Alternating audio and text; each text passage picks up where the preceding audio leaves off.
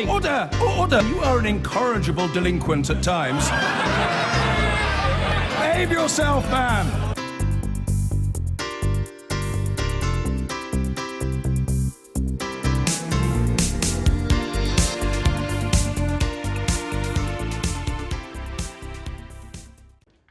Now, getting cancer isn't just down to bad luck. According to a new study which challenges recent research into the causes of the disease, scientists writing in Nature magazine said they found the risk of cancer was overwhelmingly influenced by external factors like environment or lifestyle. Between 10 and 30% of cases, they said, could be put down to chance. Findings could be crucial for future public health and cancer prevention strategies. Another groundbreaking study has discovered that deaths from ovarian cancer could be reduced by an annual screening test. Experts who carried out the largest ever trial into the disease found that a yearly blood test for women who are at risk could reduce the number of deaths. Ovarian cancer kills around 4,000 women in the United Kingdom every year and is not usually diagnosed until it reaches an advanced stage. Our health and social care correspondent Victoria MacDonald has this report. Liz Aram was diagnosed with ovarian cancer nearly 2.5 years ago. It had spread to her lymph nodes and the treatment was grueling: chemotherapy and a 7-hour operation. I'm now on 3 monthly checks and touch wood, I'm okay. You're feeling okay? I feel great, apart from the digestive problems that I have from the surgery, which are quite common for this very radical surgery, but I feel extremely happy and privileged to be alive. Liz is typical of many ovarian cancer patients. The disease was diagnosed late. Her symptoms weren't obvious, just some faint bleeding. So could screening, as there is for breast and bowel cancers, have helped? There is now, it seems, a possibility.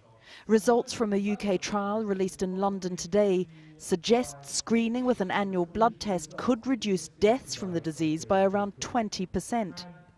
This was the largest ovarian cancer trial of its kind, and as we speak, the women who took part in it are being given the results. And whilst they weren't definitive, there are still questions to be answered.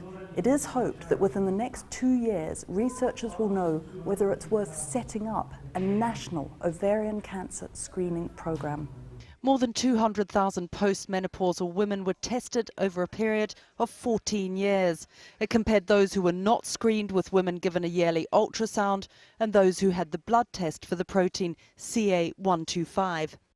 This is the first evidence we have that there may be a reduction in deaths due to ovarian cancer through screening. And we have absolute definitive evidence that there is a stage shift, that there is earlier detection of cancer. We suspected this before. We had some preliminary evidence of this before. But now in the trial, by looking at the women who did not have screening and the women who had screening, there is no controversy that women were detected earlier at a lower stage. Researchers will now need to look at the cost of screening and harm to patients. 2 out of 3 women who had surgery after an abnormal result did not have ovarian cancer. Yet the findings are being described as a landmark step in the fight against a cancer that kills around 4,000 women in the UK every year.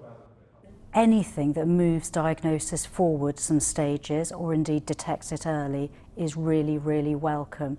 And what we can see with these results today is a step in the right direction.